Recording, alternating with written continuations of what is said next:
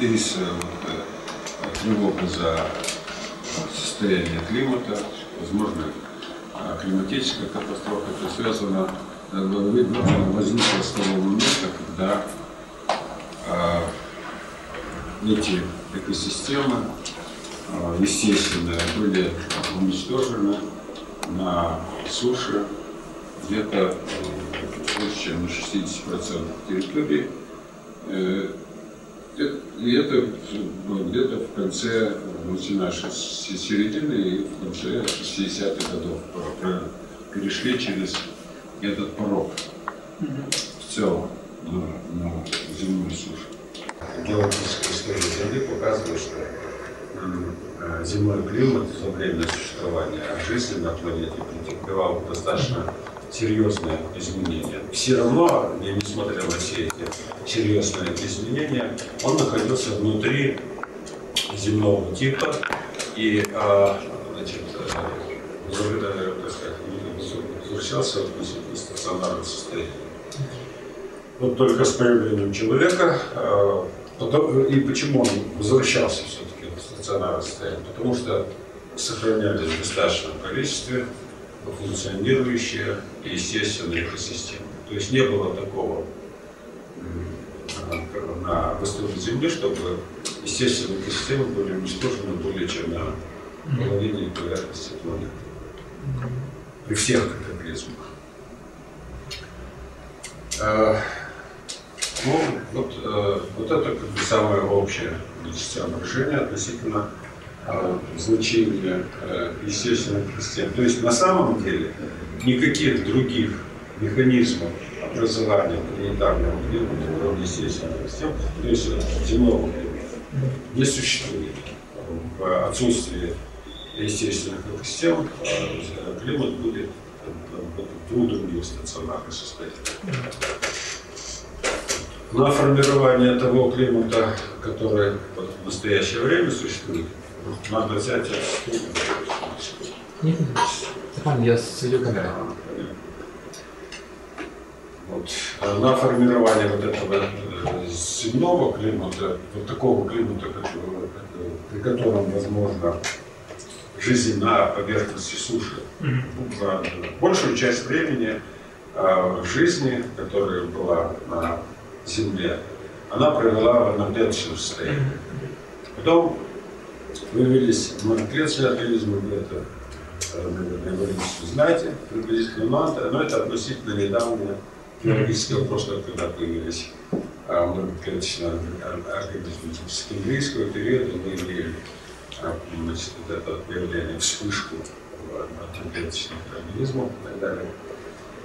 И вот тогда уже появилась предпосылка, что кроме как водная среда, будет возможно и существование в воздушной среде. Сама воздушная среда, благоприятная для освоения суши, возникла не более чем 500 миллионов лет назад. То есть, в общем-то, если считать, что 4 миллиарда лет вся история, то вот эти самые ближние небольшой отрезок — это время выхода на сушу. Но к тому времени, как вы знаете, все уже, так сказать, типы животных существовали. Вот, так что выход на сушу ничего нового не добавил с точки кардинального, с точки зрения эволюции. Это все, ну как, разве что появились внутри вот этого типа контуров появились вот уже такие продвинутые группы, которые специально приспособлены для жизни в воздушных условиях. Но на самом деле это не самое значительное событие, хотя это привело к образованию человека. Самое значительное событие все-таки это возникновение наземной растительности и возникновение беспозвоночных. Беспозвоночные, особенно вот эта группа насекомых, вот это и наземная, значит, растительность, которая занимается фотосинтезом, это решающие факторы для образования климата, земного типа, современного климата. В принципе, без позвоночных все это спокойно существовать. Ну, а относительно того, что среди беспозвоночных развития мысли существа, это достаточно гипотетическое соображение. Вот мы занимались, когда исследованиями экосистем в Кыргызстане, в нашем институте биологии, занимались подсчетами различных систем биомассы различных групп живых организмов. Ну, естественно, значит, растения в биомассе наблюдали, это все понятно, но среди животных преобладали беспозвоночные, среди них насекомые, а вся суммарная масса позвоночных, она укладывалась в границы ошибки определения биомассы этих беспозвоночных. Это, в общем-то, как бы и решающий фактор. То есть, есть человек, нет человека, все будет нормально существовать. То есть я имею в виду под человеком и всех позвоночных животных вместе взятых. То есть это очень незначительная часть. И вообще-то говоря, их роль, ну, они для чего-то возникли, да? Мы, конечно, оставим в стороне божественный промысел, но, конечно, если он был автором вот этого происхождения позвоночных, то тогда он был достаточно идеальный конструктор вот этой системы. Потому что вот мы теми же насекомыми занимались, и у насекомых идут страшно. Вот мы почему ими занимались? Мы занимались ими, потому что мы все-таки хотели найти как бы индикаторы, которые показывают состояние системы. Вот. Ну да, по определенному составу и по численности. Вот численность настолько в огромных пределах колеблется во всех группах насекомых, что с этим очень трудно что-то делать. То есть как индикаторы это очень трудно использовать. Вот, и на численность вот это вот влияет не только непосредственно состояние экосистем, но и любой чих окружающей среды. Вовремя не выпал дождик или еще что-нибудь. Это подвержено настолько разным, так сказать, влияниям. В среднем у них энергия размножения настолько большая, что они потом все это перекрывают. Поэтому они могут реагировать на не основные, так сказать, изменения параметров внешней среды, а на какие-то... Но это эволюционная, так сказать, тактика, которую они выработали для того, чтобы выживать в этой среде. Вот. Гораздо более, так сказать, показательно это оказались позвоночные, потому что они, а из позвоночных как бы наиболее, так сказать, продвинутые, более крупные. Вот из беспозвоночных как будто очень удобно значит, считать численность этих грызунов. Их везде много, они распределены по всем экосистемам и так далее. И так далее. Учет достаточно простой. Вот. Но оказалось, что они тоже очень плохо, так сказать, себя ведут. Вот. Тоже реагируют на всякий чих. Может, в меньшей степени, но вот эти вот колебания, они в значительной мере перекрывают, они просто более-менее стабильные колебания среды, которые отражаются на состоянии системы. Система в целом нормальная, но там опять с ними что-то произошло, вот они, значит, их стало меньше, их стало больше и так далее. То есть, ну там эпизоде очень часто регулируют численность, всякие разные другие вещи, превходящие обстоятельства.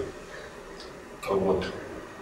И казалось, что вот наиболее крупные, значит, животные, они вот, именно по колебаниям своей численности, изменениям видового состава, они более, так сказать, как бы подходящих для того, чтобы по ним судить насчет состояния экосистемы, земных экосистем. Но вот это не их заслуга по отношению к экосистеме, это заслуга по отношению к нам, которые хотели найти индикаторы и так далее. А вот какая заслуга, для чего они нужны, раз они, во-первых, по биомассе очень небольшие, во-вторых, вообще проку от них для экосистемы не так уж и много. Вот говорят, что они там регулируют численность там и так далее, они являются какими-то регуляторами и все прочее. Но на самом деле это весьма сомнительно. Они, да, вот птицы, говорят, регулируют численность насекомых, там эти хищные животные регулируют численность травоядных и так далее, и так далее. Все это есть. Гораздо более, положим, травоядных, гораздо более эффективные регуляторы численности — это различного рода гельминты и инфекции. Вот эти различного рода инфекции, паразиты и инфекции. Это гораздо более надежные регуляторы численности, чем волки, всякие леопарды, все вместе взятые. Это все гораздо лучше работает. На самом деле.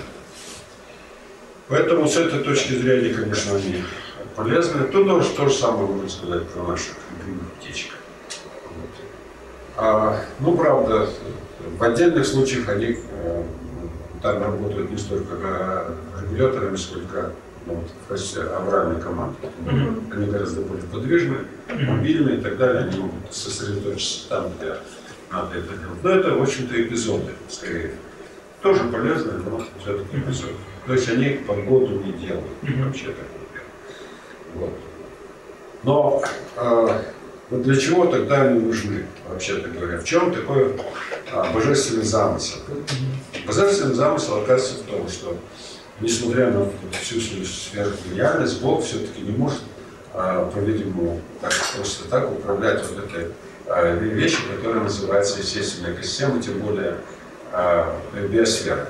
Это сверх сложная система, вот, которая обладает многими свойствами, которые вообще совершенно неизвестны человеку, непонятны человеку, потому что ничего близко по сложности он не производил в своей жизни. Вообще все человечество в целом вместе со всеми своими вещами, которые он производил, компьютерами, техникой, промышленностью, со всеми потрохами. Это все намного примитивнее, чем устройство обыкновенной бактерии. Вот обыкновенная бактерия устроена значительно сложнее, чем все вот это созданное человеком. Это не осознается людьми, вообще-то говоря.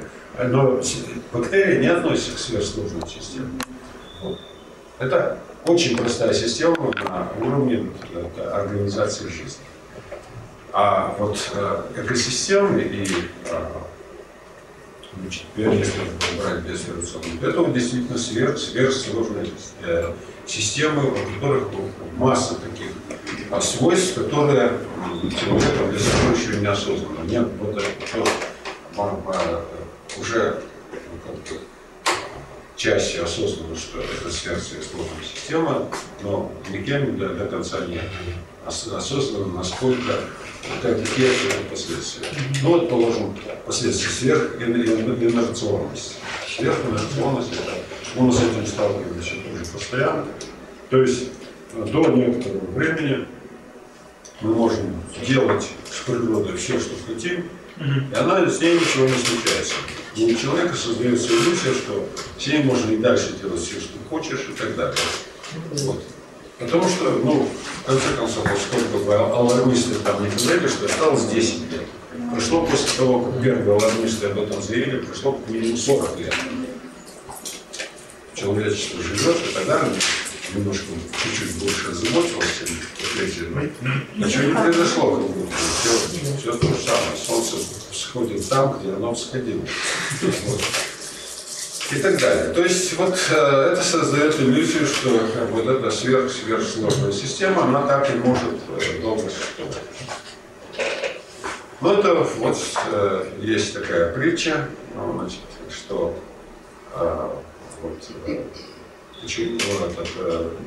что в зоопарке, значит, завели слона, а мыши решили, значит, его достать. Вот. Ну и очень сильно его доставали. Там, сначала пытались обзывать всячески, он так и ничего не услышал. В общем, никто не знал, это ниже уровня его было восприятия. Вот. Они там, устраивали всякие демонстрации, петиции, все прочее, в общем-то, все. Слон как жил, так и живет. Вот.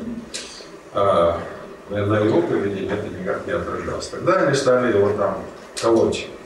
Он это, опять же, не чувствует, толстый, слишком прочее. Вот. Они, в общем-то, у них просто как бы стало смыслом жизни достать от этого слона. Вот. Они, значит, все-таки решили, что они его достанут. Ну и вот там подстилка из соломы. Ухитрились достать где-то огоньку, подпалили эту подстилку. Вот. Ну вот это, конечно, слону не понравилось. Мышей так вот он не разглядел, а огонь, так сказать, ему стал мешать, он стал затаптывать эту подстилку. Вот. Соответственно, передвинул массу этих мышей. То есть они достигли этого эффекта, что слон что-то заметил результаты их деятельности. Но тут прибежали служащие, и те мыши, которые спаслись от того, что их вытаптывал слон, значит, были потоплены вот этими бронзовиками, которые забивали остатки вот этого всего дела. Мыши достигли своего результата, значит, то есть, что на них обратили внимание, но после этого их не стало. То есть они вот эту сверхбольшую по отношению с собой систему запустили, но последствия были для них, в общем-то, немножко неожиданные, но оценить уже некому было уже. Вот, но это вот как в миниатюре, то, что может произойти с человечеством. Конечно, в конце концов, планета заметит, что человечество ее достает, вот. Но после того, когда она отреагирует, некому будет оценить, вот, что же мы не то сделали. В конце концов. Значит, из этого соображения, что это сверхбольшая система, вытекает вот эта сверхинерционность, это как одно только из таких как бы неожиданных свойств, потому что, несмотря на то, что мы это обозначаем каким-то термином, это не значит, что мы это вполне осознаем. Это можно предсказать для простой системы. Для сверхсложной системы это грубейшее вранье. Для ученых, которые занимаются вот этими предсказаниями, тут нет никакого оправдания, потому что есть теория конфликта, вот, есть теория систем и так далее, и так далее. Есть теория катастроф, в конце концов, которая, вот теория катастроф очень прекрасно показывает, что, значит, вот, есть такие моменты бифуркации, когда это все перескакивает в новое состояние. Но до этого момента, куда оно перескочит, никто предсказать не может, даже сам Бог. Поэтому они, в общем-то, в данном случае они недобросовестны, потому что применяют методы предсказания к системам, которые не соответствуют этим методам. Вот. Значит, еще хуже, они просто поступают кратко, потому что они просто на этом навариваются, там еще какие-то свои корпоративные интересы и так далее. То есть на самом деле система сейчас климатическая ведет себя непредсказуемо, и если она не вернется в свое стационарное состояние, человек не даст, у нее сейчас значительно больше шансов вернуться в свое первоначальное состояние. Но для этого человек должен перестать выводить из себя, как мыши пытались вывести из себя слона. Вот. А вот эти вот все предсказания, это чистейшее вранье. Вот, тот же Киотский протокол, это афера 21 века. Вот, это афера связана с корпоративными интересами и, значит, прежде всего с интересами вот таких золотого миллиарда, который, значит, населяет благополучные страны с высокими технологиями. Они надеются сохранить этот статус-кво на всю оставшуюся жизнь. То есть это же для того, чтобы все недоразвитые страны оставались недоразвитыми и покупали у них вот эту высокую технологию. На самом деле, как было, так и остается. Если уже они на самом деле озабочены парниковыми газами и всеми такими вещами, то они должны были и на самом деле, и даже по их подсчетам, львиная доля парниковых газов производится ими, то есть антропогенного происхождения, то они должны были это дело прекратить, то есть привести выбросы парниковых газов в соответствии со своей численностью. Ну вот хотя бы среднепланетарную численность среднемировую взяли и привели. Нет, вот они выдумывают совершенно, значит, идиотически с этой точки зрения и подлинники вообще со всех других точек зрения вот эти методы, как, значит, вот эти вот покупки, значит, вот этих вот всех вещей. Но это вы истории знаете. Но это совершенно идиотическая ситуация, и она скрывает как раз всю подлость замысла. Вот. На самом деле они богатенькие, они могут кинуть эту купить, те подписали, они подписывают, они с радостью платят. Вот это абсолютно не решает той проблемы, даже в тех рамках, которые они сами указывают. Совершенно ничего не решает. Вопрос не покупать и платить дальше, а чтобы вообще эти эмиссии прекратили, чтобы перестать раздражать слона. Но если на самом деле, во-первых, это на самом деле не так. То есть антропогенные парниковые газы, все вместе взятые, они, значит, составляют лишь часть тех парниковых газов, которые производятся естественным путем из-за жизнедеятельности биосферы, из-за вулканической деятельности, вообще из-за тектонической деятельности, там любые подвижки земной коры приводят к выбросу огромных количеств парниковых газов. Но это все, в общем-то, ежу понятно, что все это как только часть. И парниковые газы при всех натяжках не формируют климат, они его только модифицируют. То есть на самом деле механизм формирования парниковых газов не может быть климат, то есть климата. То есть это все вранье, просто безумное. Вот на это все ловится, потому что любой вопрос можно решить только двумя способами, или разумно, или политически. Так этот вопрос решается политически. Поэтому он безумно решается абсолютно.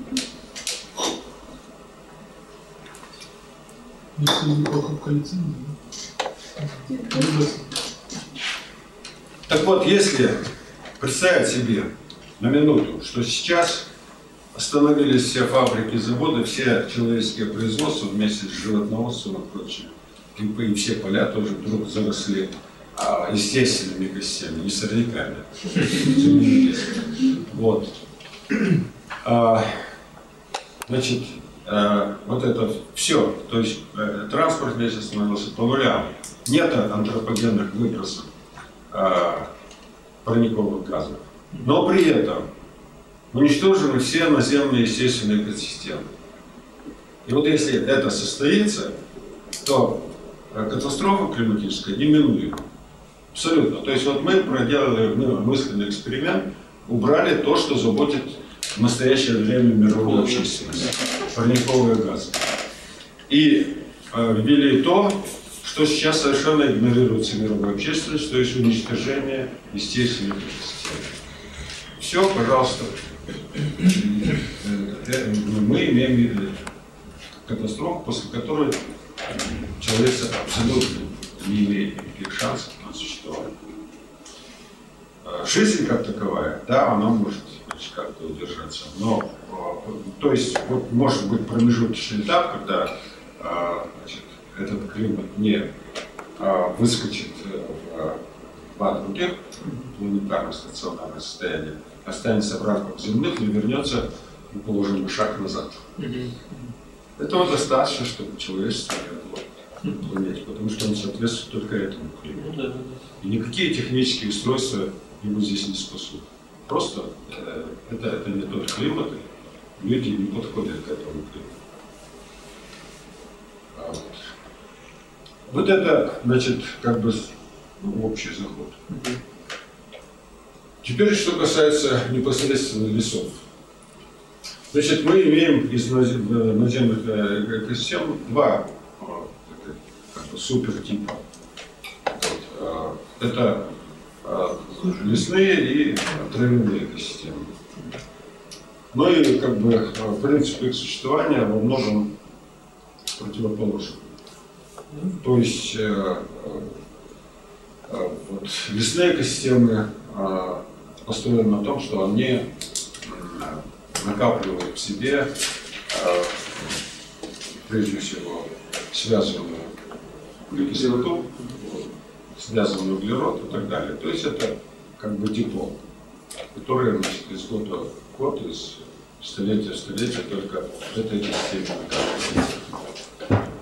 А травяные экосистемы построены таким образом, что должны, грубо говоря, за один годовой цикл все это, значит, все, что они связали, пустить в оборот. То есть они не могут себе накапливать, накопление для них убийственно. Вот. Как только происходит накопление, что значит? Это не разложившиеся органические остатки. Не разложившиеся органические остатки тут же давят возможность, значит, развития наземной травяной растительности. Некоторое время еще получают преимущество многолетние растения, но это все равно трава. Трава есть трава, даже многолетняя трава — это не дерево. В конце концов, и она тоже вымирает, если все это забивает следующим. То есть, если не будет оборота этого, то значит, единственное там депо, значит, это гумус, который вот связывает с годом в год вот эти вот вещи. Но гумусообразование в травяных экосистемах — это очень длительный процесс, и поэтому, вообще-то говоря, связывание не идет достаточно больших объемов, если взять за единицу измерения год. Это торф. Что? Торф, образование торфа. Торфа, болото. Болото? Да, накопление торфа. Это немножко другой разговор. Это торф, это одна из форм гибели наземной экосистемы. То есть это переход уже в полуводное существо. Если начинается забывательное, то она переходит в водное состояние, в полуводное состояние. Это гибель одновременно и настоящей наземной экосистемы, и настоящей водной экосистемы. Переходный этап. Да. Собственно говоря, вот с этой точки зрения это как бы вот амфибиальная экосистема, но она в себе действительно аккумулирует значительное количество органики. Но эта органика, значит, уже не органика, которая поддерживает существование водной экосистемы и наземной экосистемы, а это уже водное существование. Но об этом мы можем просто отдельно говорить. Вот у торфяных этих экосистем несколько иная функция в биосфере, чем вот у этих основных типов. А мы говорим о наземных экосистемах, а это полуводная. Поэтому не сбивайте мне стол. Я шучу. Вот. Значит,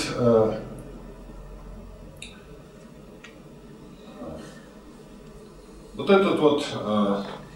Да, депо как гумус, вот именно... Ну вот иллюстрация к тому, что это очень медленный процесс и, соответственно, очень мало, это небольшое количество углерода связывается, и складируется. Это то, что вот для образования, положим, 1 сантиметра гумуса вот, в средних условиях Кыргызстана требуется не меньше 1-2 тысяч лет.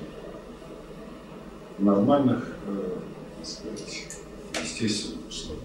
До 1 сантиметра. Для 1 сантиметра. То есть плодородие накапливается очень медленно, в среднем. Ну, делать 1-2 тысячи лет. 1-2 тысячи лет. да. 1 сантиметр. Или 1 сантиметр. 1 сантиметр. 1 сантиметр. Когда мы это все распахиваем, это все считают вообще. За год. Да. Вот, это зависит от того, как мы используем эти распаханные земли. Если мы правильно используем, то это мощность может даже нарастать. Потому что нужно запускать этот процесс. Вот. Я могу даже рассказать, что я этот процесс запустил, положил у себя во дворе, не внося никаких удобрений. Я сейчас имею достаточно мощный слой гумуса, причем вот это не 1000 лет прошло, что произошло. Вот. На своем участке все это. Этот опыт я провел, это все меньше 10 лет. Меньше 10 лет я получил полевидную почву в силу страшно загрязненной предыдущими хозяевами, не обрабатывали чем попало, они перекапывали. Я перестал перекапывать, ну там ограниченные там. Но это сплошной перекапывание ни в коем случае. Значит, перестал бороться с сорняками. Вот, получается, некоторое время спустя ко мне в гости приехал профессор Метропольский из зашел, его попросил, потому что весь этот участок усадебный, весь зарос сорняками. С его точки зрения это сорняки, с моей точки зрения это все, что нужно. С сорняками я боролся тоже, но как я боролся? Я боролся с теми, вообще сорняки, конечно, очень относительное понятие, но я боролся с теми, которые давали, так сказать, не перерабатываемый ветошь. Вот эти крупноразмерные сорняки, вот. Ну и то не со всеми, но вот. Это как полыни, да? Ну вот большие такие, если мелко полымера, вот. Ну и то, и у меня на участке крупноразмерные, как все там сохраняются, особенно зонтичные. Они, во-первых, зонтичные очень легко перерабатываются. Упали, рассыпались, и все их нету. Ну вот это, значит, просто вот как бы выбросили отношение к этому делу. Но внешне это не запущенный участок. На самом деле, это участок, на котором, значит, не настоящее, но какое-то биоразнообразие, неестественное биоразнообразие. Это было рудеральное биоразнообразие. Во-первых, во-вторых, там, значит, было отдано предпочтение различного рода многолетним культурным растениям. То есть розы, значит, ирисы там, и так далее, цветы. То есть там цветы положено, растут от ранней, цветут от ранней весны до поздней осени. Ну вот цветы всегда хорошо. Но тоже в основном не летние, а в основном летние. А между ними растет то, что называют сорняками. А я играл роль конструктивного деструктора. То есть я не пассивно так все дал. Это пассивно, если все это дело оставить, то вот надо ждать приблизительно 1000 лет. Я был этим конструктивным деструктором. Я вот внесил там определенный род изменений. Но какого рода изменений? Вот мы готовим еду, у нас остается масса всяких органических отходов от этой еды. И я некоторые питания выбрасываю туда, в помойку или куда. У меня часть складировалась, компостировалась, что тоже на следующий год разбрасывалась по участку. А часть я просто выбрасывал на участок. Вот. И можете себе представить, что, положим, что происходит с арбузной коркой, которую выбросил на участок. Она у тебя там высыхает, и вот так с коррозией, с кожей лежит до скончания где-то, да? Да. Вот. То есть это будет замусоренный страшный участок, сколько съел арбузов, или чего. Вот. Сколько там почистил картошки, всю шелуху, все выбрасывал сюда. Вот это все будет страшно замусорено. Вот. Можете себе представить? Вот сейчас я себе позволяю такую роскошь, я это все выбрасываю во двор, через неделю у меня там ничего нету. Потому что у меня сейчас огромное количество развелось этих потребителей. Вот, потребителей самого разного, так сказать, калибра. Вот вначале почти никого из них не было. Но это, вот, положим, мокрицы, это, значит, пуховертки, это всякая прочая нечисть, которая там, улиток огромное количество, с которыми все борются. Для меня это желанное, так сказать, обитатели моего участка, они все разнокалиберные улитки. Там после дождя или рано утром начинаешь ходить по участку, у тебя под ногами трещит все это, потому что ты на них наступаешь. Этих улиток у меня огромное количество потребителей. Им тоже что-то надо есть, да? Да.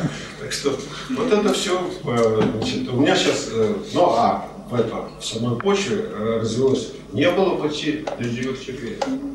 Вообще ничего, пылевидная такая структура, сухая, я одно время вообще даже не видел. Вот. Развелось достаточно, по-моему, почти предельное количество червей, которые там могут находиться. Вот. И, значит, но вот наши черви, почему вот говорят, что нужно делать компост и там разводить в основном этих калифорнийских червей, потому что калифорнийские черви эволюционно, значит, развились в условиях постоянного увлажнения. Вот. И поэтому они вообще-то неподвижны. Если их вдруг вот эту компостную кучу перестанут поливать, то они там же все и подохнут. А наши черви, они выросли, развились эволюционно в условиях с очень резко меняющимся условиями увлажнения. И они мгновенно разбегаются с тех мест, где недостаточно увлажнения, ищут другие, но погибают по пути. Но тем не менее, они пассивно не сидят здесь, не выживают погоды. Они знают, что если это смерти подобно. А в остальном они ничуть не хуже этих калифорнийцев. Калифорнийцы только потому, что они ленивые. Не способны к. Поэтому они как бы технологичные. Они гибриды. Да, они не убегут, они просто издохнут. Они гибридов не образуют с этим? Нет. Не образуют. Это разные виды.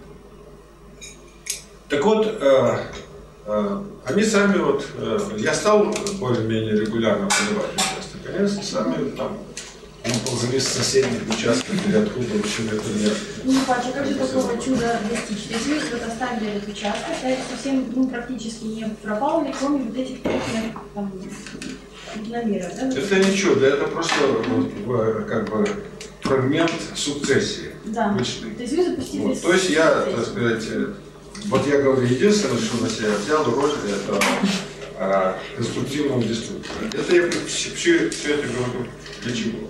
Для того, чтобы проиллюстрировать, что вот как бы восстановительных сил в природе значительно больше, чем мы можем подозревать. Поскольку это сверхбольшая система, то выведение состояния равновесия, вот если бы это была обычная сложная система или просто примитивная система, то выведение из равновесия для нее смерти подобно.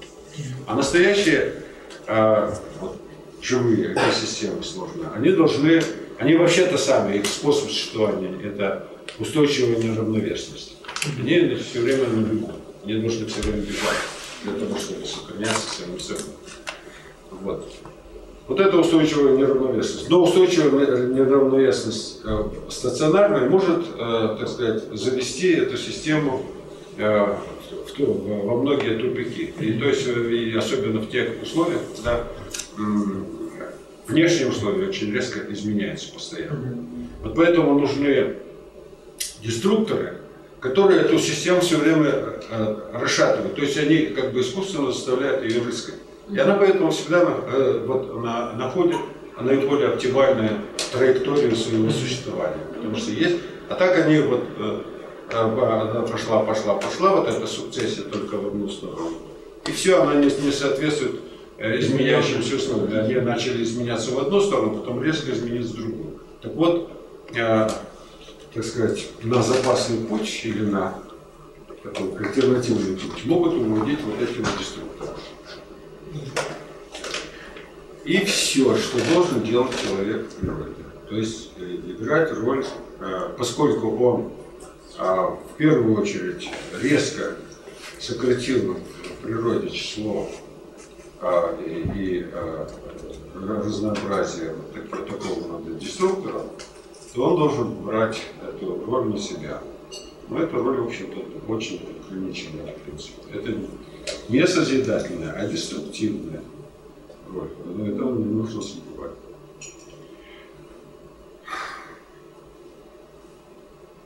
Ну вот то же самое для Кыргызстана в целом. Для Кыргызстана вот одно из первых потрясений моей молодости было то, что я вот еще в конце студенческих годов, вот аспирантские годы, считал птичек в городе. И первым моим потрясением было обнаружение того, что биомасса значит, птиц, в общем-то, тех же, вот, как воробьев, которые оказались вообще бесчисленными, она просто составляет жутко незначительную долю общей биомассы численности населения. Это население а по численности я уже и вообще не буду. То есть это вот наиболее массовая группа птиц, она, ну город, ладно, бог с ним, он человек создан, и там как бы не место всем прочим. Хотя я до сих пор и тогда и сейчас утверждаю, что там, где хорошо птички, там хорошо человек. Если птички здесь не живется, значит человек живет неправильно, и он в конце концов здесь больше погибает, выживает, чем живет.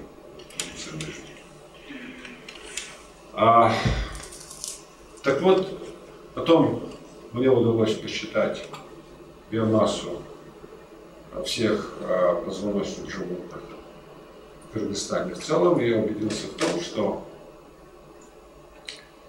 значит, эта биомасса совершенно не соответствует нормальным экологическим соотношениям. Вот. То есть как будто бы совершенно несметная армия грызунов, она ни в какое сравнение не идет по общей биомассе с биомассой того же человека. Человек,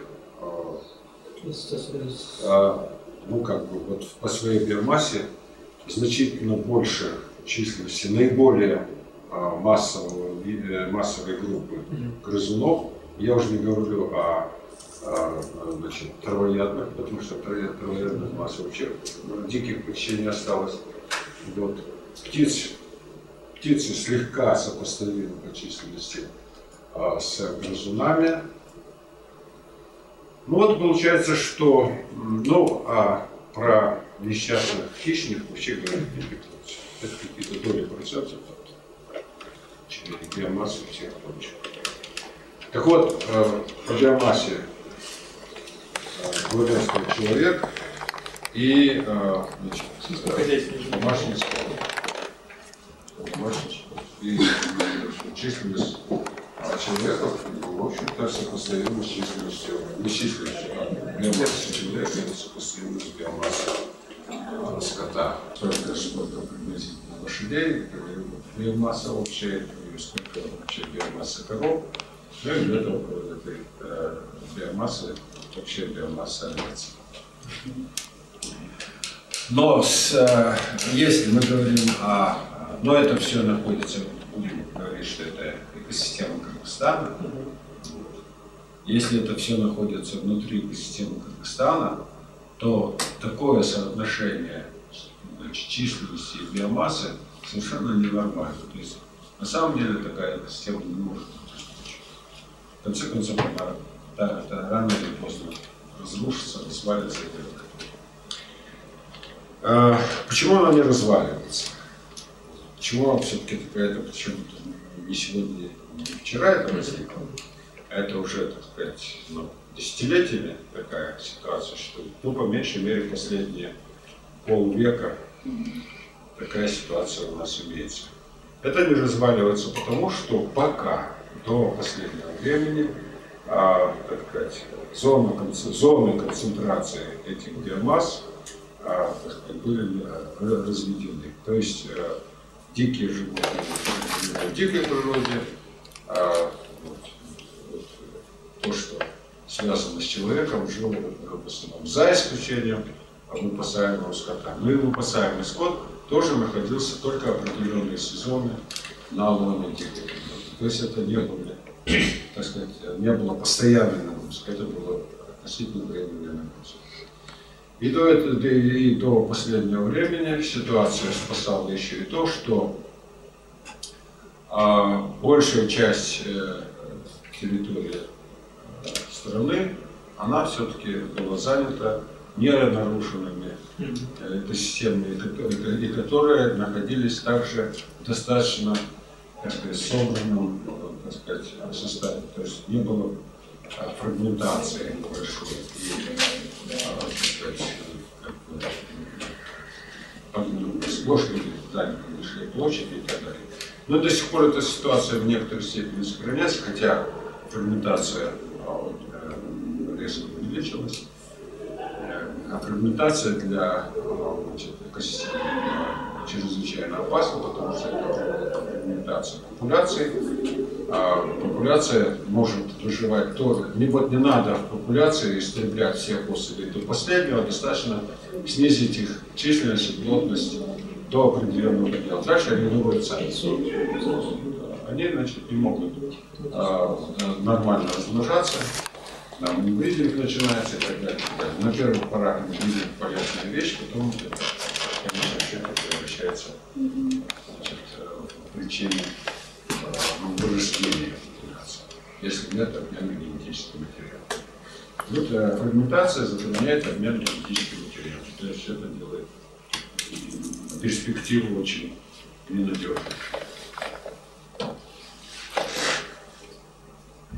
Вот, значит, до последнего времени и сейчас пока сохраняется такая ситуация, что, ну, как бы шансов для нормального функционирования естественных экосистем еще достаточно много.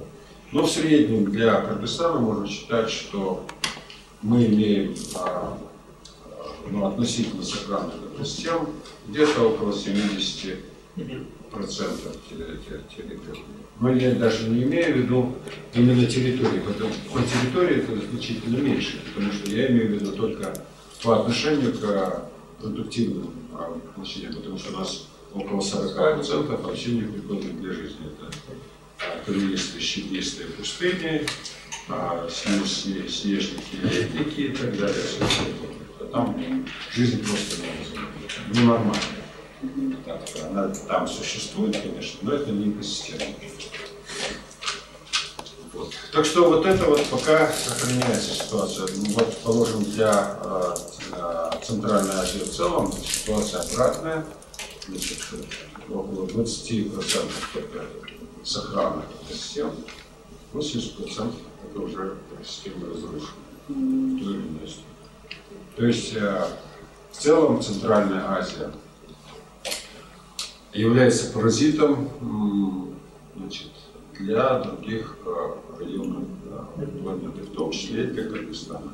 То есть она паразитирует на относительном экологическом благополучии Кыргызстана. И, кстати, из всех стран, значит, Центральной Азии Кыргызстан наиболее благополучный в экологическом плане. Вот Таджикистан тоже горная страна, но там осталось относительно ненарушенных экосистем, значит, вот, в зоне существования этих экосистем, но не больше где-то 40%. Это, по-моему, более оптимистично. Извините, я еще раз, вот эти вот проценты, это все продуктивные и естественные экосистемы, да? Да. Это по отношению к площадям, где они могут существовать. Вот. Это не сами экосистемы, а там, где они могут существовать. То есть, значит, разрушенные, что значит разрушенные? Там же все пахотные земли, это в разрушенные входят. То есть это полностью разрушено. А есть разрушенные те, которые там нет пахотных земель, но они уже перестали функционировать как естественные экосистемы в полном смысле этого слова. Значит, в чем, значит, опасность этой ситуации? Ну вот я был в Таджикистане, относительно там немножко поездили, и по относительно, так сказать, сохранившимся участкам этого Таджикистана. И я, в общем-то, был в некотором унынии, потому что я убедился в том, что, ну, нам как раз хотели показать, что у них все стало лучше. Но я-то был еще раньше, я был там где-то в самый первый раз, я там был где-то в конце 50-х годов, в начале 60-х. Вот. Поэтому я-то вообще-то как бы имею больше интервал времени для сравнения. Вот.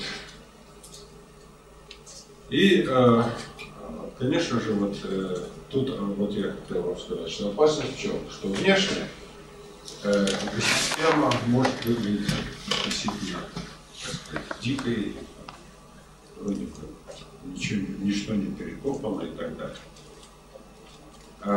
Но на самом деле она может уже не функционировать нормально. В каком смысле? Нормально функционирующая экосистема, вот с той точки зрения, о которой мы говорим, она вообще-то, вот, если она не нарушена и так далее, то она еще каким-то образом работает на экологическую стабильность. Но она перестает работать на формирование климата. Потому что она занята самовосстановлением. Вот эти все ресурсы, которые у нее появляются в результате функционирования, они все тратятся только на то, что она сама себя восстанавливает. После того, как она восстановилась, она функционирует в нормальном стационарном режиме, только тогда она начинает, значит, кроме просто стабилизации вот этой среды, в которой она находится, еще работать на планетарной стабилизации.